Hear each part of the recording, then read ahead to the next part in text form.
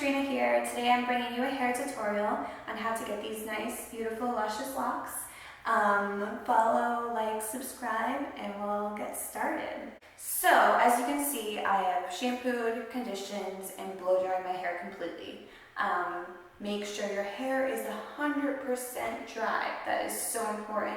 Putting heat tools onto wet hair is so damaging, even if you use a protectant. So what I like to use when I shampoo and condition is Brass Off shampoo and the Brass Off conditioner. This is really great for the middle of the winter when you have some gold tones in your hair as a blonde, or even as a brunette. The blondes, I would recommend just using the Brass Off shampoo every other because it can lead to a little bit of a gray purplish tinge inside your hair, and nobody wants that. So, and then when you use the conditioner, what I would do is leave it on for 5 minutes. Get a wide tooth comb. As you can see, this one has a little handle, and I put this right in the shower now, and brush the conditioner through.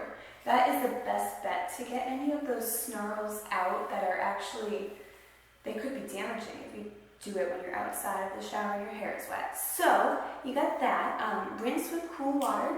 It helps just lock the proteins back into the cuticle. And this is like one of my best friends because even when I get out of the shower, I still brush with a wide tooth comb. It's the best way to keep your hair manageable, creates or diminishes frizz, and all of the above. So let's get started. All right. So depending on the person, for me, I have a finer type of hair, but I have a lot of it and it's wavy. So what I do is I just use a little bit of dry oil when I get out of the shower, massage it into my hands, and I distribute it evenly throughout the hair. Now if you have thicker hair than I do and curlier hair than I do, what I would do is put maybe a few pumps of a dry oil or a leave-in and really distribute it evenly. If you have very fine, thin hair, I would not use dry oil at all, or any type of leave-in conditioner. I honestly would use a foam mousse or a very light to medium hair gel. Distribute it evenly, just a little bit, throughout the hair when it's wet, and then blow dry.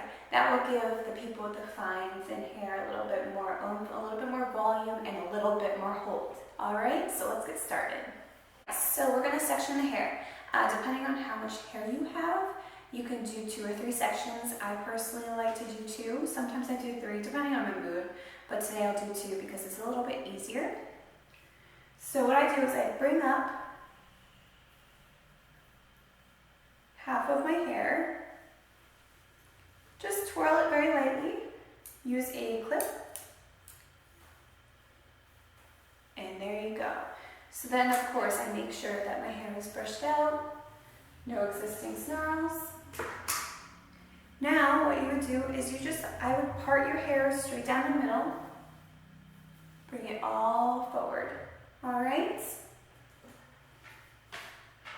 So, I'm going to start with this much hair, if you can see that, maybe about 1 inch. What I use is a Marcel curling iron. You need to learn how to use these if you go to cosmetology school. And this is my favorite curling iron. It's by Hot Tools, but I love the Marcel. I literally can't curl hair with any other type of curling iron now. I feel like I have no idea what I'm doing. But hey, it happens. All right, so I start right around the middle and I start twirling. As you can see, I try to get within 1 inch of the hair, or the scalp, I'm sorry, and then hold it there for about 5 seconds, and then I loosen.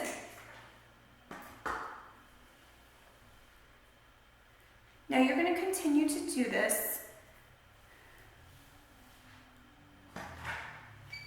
throughout the sections of your hair. So now what I also do, which everyone's so different, I do the direction where all of the curls are going to be facing backwards on this side and that side. It's just something that I do, something how I like it just to sit.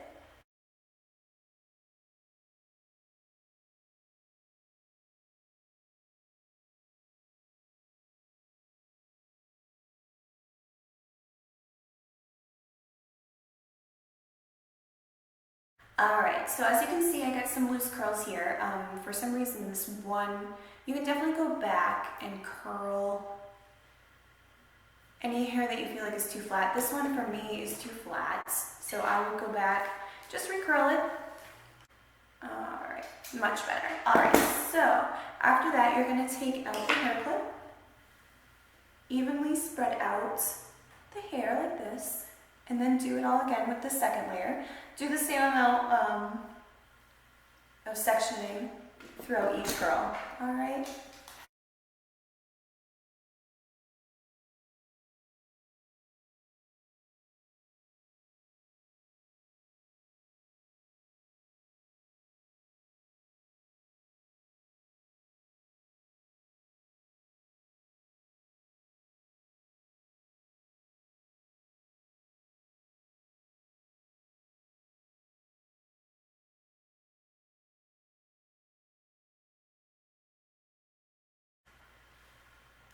Alright, so we're at the very last piece. I have these short pieces in the front. It's a mix of breakage and the fact that I used to have even more of a side swept bang, and I'm growing them out, so to be honest, I think it's a little bit bold, but who knows. And after all said and done, as you can see, they're pretty tight right now, pretty defined. I like a little bit more body, so I like to let them sit. There's still some heat in there, so it's still kind of, you know, placing the curls correctly. Make sure you turn off your curling iron. Always a little tip there. So while that's going, since I do have a side bang, I like to have them kind of set a little bit more too. They're pretty flat right now, but just to reduce some of the frizziness. So I'm going to turn on my straightener here. Alright, so now that I have my straightener up and running, nice and heated up, I use a Chi classic flat iron. They don't last forever, but they now have a 2-year warranty instead of 1. You know how many of these have broken on me within about 14 to 16 months, and it was the 1-year warranty? Anyway, I still love them. They still work great. Alright, so I like to flat iron my bangs. I like to give them a little sweep into the curls. So this is kind of how I do it. I start close to the top, I bring it down, and all I do is kind of curl under to start. Not everyone has side swept bangs. This is just something I've had since the late 2000s. Alright, so then as you can see, up here, depending on the person, my hair is a little bit frizzy because 1, I have natural wavy hair, and 2, it's damaged because I'm a blonde. So what I like to do is I do like to smooth out just the top pieces of where I curled. So I just pick up, just put my fingernail in and up, lift it up just a little bit, and all I do is just flat iron right on the top. And this is good too because I kind of blend in my bangs as well. So yeah, I just do the very top part because it softens the hair a little bit and makes it look healthier. I'm blonde, the hair ain't that healthy.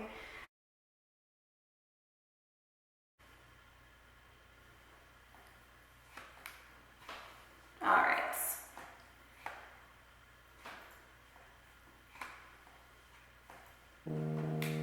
There goes my phone. Okay, so after that's all said and done, as you can see, the curls are naturally starting to loosen a little bit. Now this is where you're going to want to pick how loose do you want them to go. Do you want them to be a little bit looser? Do you want them to stay this tight? So this is the time for those people with the fine and limp hair to definitely spray it now. Use the highest, hardest holding hairspray because it will, depending on the weather, I know that here in New Hampshire right now, my hair will stay exactly like this all day. But if you have high humidity, it's gonna flatten out no matter what. There's like no gift from God that like keeps your hair like this because I've tried everything. Some days I get lucky, but it all depends. So now that it has softened up, what I like to do is I just like to use my hands. Some people do like the wide tooth comb. I feel like for me, it loosens them a little bit too much. And if you like that, then definitely use a wide tooth comb. But for me, I'll just use my hands. So all I do is just go like this. It also creates a little body because I can go nice and straight into the scalp and release.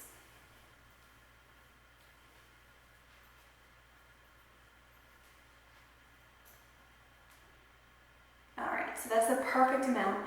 For me, I do not need to use hairspray, but if you do like hairspray and you do want to use some, go right ahead. I'm very blessed that I don't have to because I actually really don't like hairspray. It's my personal opinion. It just makes my hair feel dirty and sticky, and it's just who I am. So I would say leave it like this and you'll be good to go. It's nice, it's soft, and as I said, depending on the weather, could stay, could not stay. So, well, like, subscribe, and I'll catch you next time on another video. Thanks for watching. Bye.